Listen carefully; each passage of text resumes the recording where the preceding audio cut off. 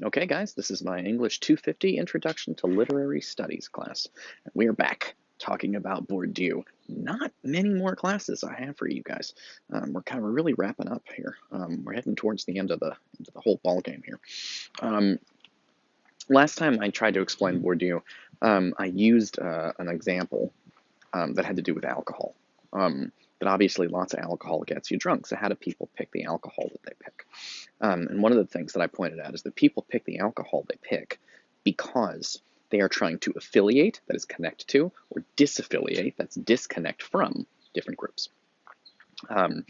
When you drink, drinks are often associated, movies and pop culture have a lot to do with how this works, but drinks are often associated with different groups of people, different ethnicities, different religions, different genders, different, various groups. Alcohol is associated with certain groups. When you drink alcohol, one of the things you are doing is you are associating with one group and disassociating with another. So, for example, somebody who only drinks expensive wine is disassociating from they're disaffiliating with poor people, and they are affiliating with other rich people who also like fancy wine.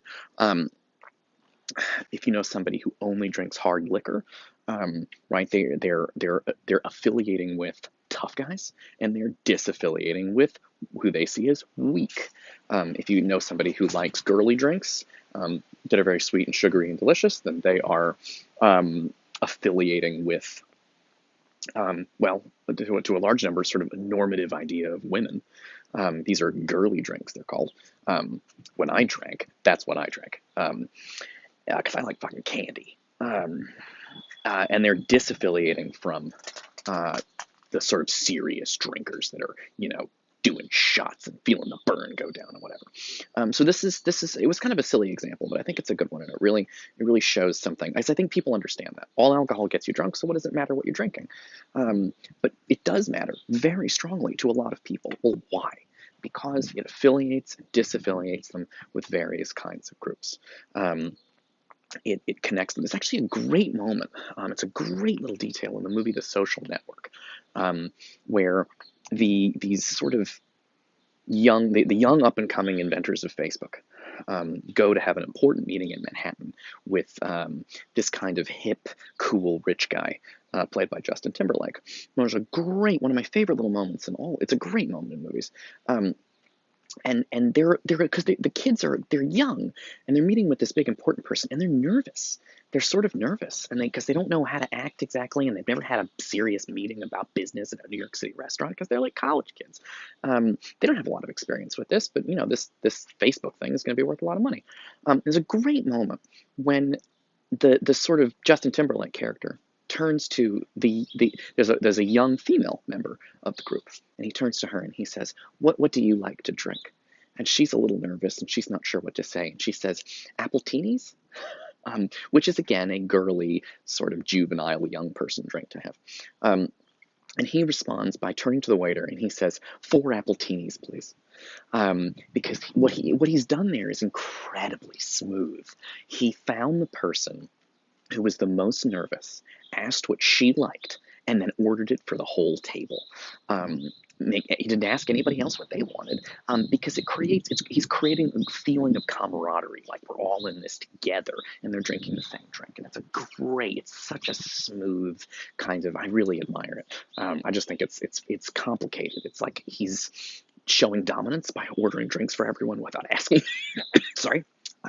Remember I said I had a sweet tooth? I was just eating peanut butter filled pretzels, and I got a salt piece, and it made me cough. He's showing dominance by ordering for the whole table and not asking what they want, but he's also showing deference to the weakest member of the group by making her personal preferences what everyone is doing. It's a really complicated, interesting kind of moment in the movie. Okay, cool. So I was using this to kind of talk about Bourdieu's whole point is he's a sociologist who's interested in big, broad social groups. And so one of the things he's interested in is the way people affiliate or disaffiliate with certain groups. So I use this example of alcohol, and it seems kind of silly and it seems kind of goofy.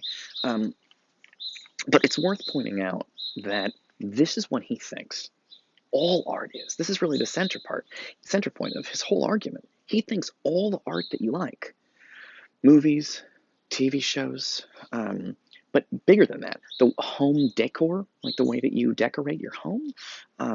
He thinks clothing choices. He thinks the paintings that you like, the architecture that you admire, the music that you listen to is all about. It's an advertisement. It tells other people what group you are or want to be a member of, and what groups you are not a member of, or don't want to be seen as being a member of. Okay, I'm still kind of stuck back on the alcohol thing because I feel like I could come up with so many more examples to discuss this. All right, but let's kind of move on to some other stuff. So this is an incredibly and here's the really tricky thing.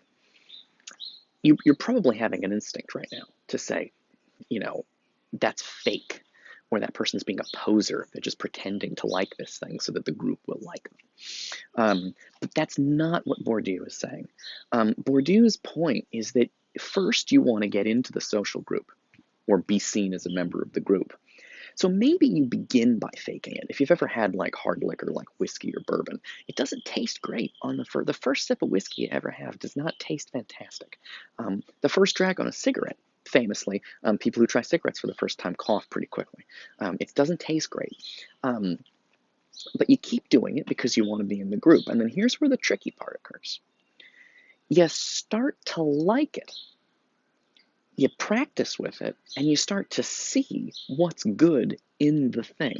Right? If you look for, my mother loves to say, if you look for the good in the world, you shall find it. If you look for the value of the thing, you will find the thing, the value of the thing. So you start seeing what's valuable, what's good, what's useful, what's interesting about whatever the thing you're trying to get yourself to like, and then at some point it clicks in, and you actually do like it.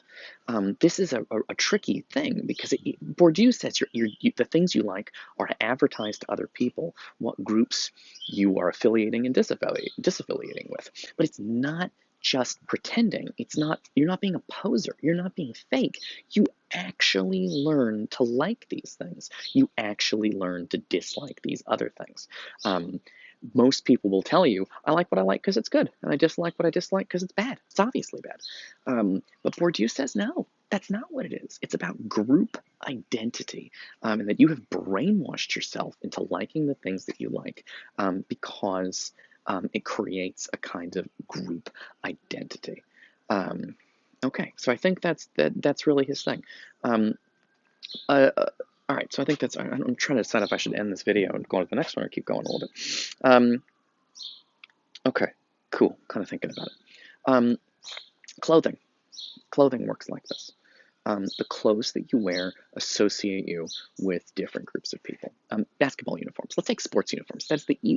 All clothing choices can be explained by thinking about sports teams' clothing choices, right? Sports team clothing is real simple. One team wears red and the other team wears blue, whatever. Why? Well, it's so that you can easily tell who's on what team. It's fast, right? You go, oh, the blue guys versus the red guys, right? They got the colors, and it tells you who's on what team. The fans wear the same colors, or they buy the jerseys and they buy the t-shirts and they have the flags and the face paint and all that stuff. But the point is, those choices in sports make it very easy to tell who's on what team. And then the fans of the team wear colors to support their team. A lot of times they're buying merchandise that they purchased that's in the exact same colors. And it tells you what team they're on. All clothing works like this. It advertises to other people what groups you are a member of and what groups you are not a member of. Just the way sports teams' uniforms, you can tell who's a fan of what team by what colors they're wearing. And in the same way, you can tell what groups the person wants to be associated with by what they're not associated with based on their clothing choices. I'm going to continue talking about clothes in the next video.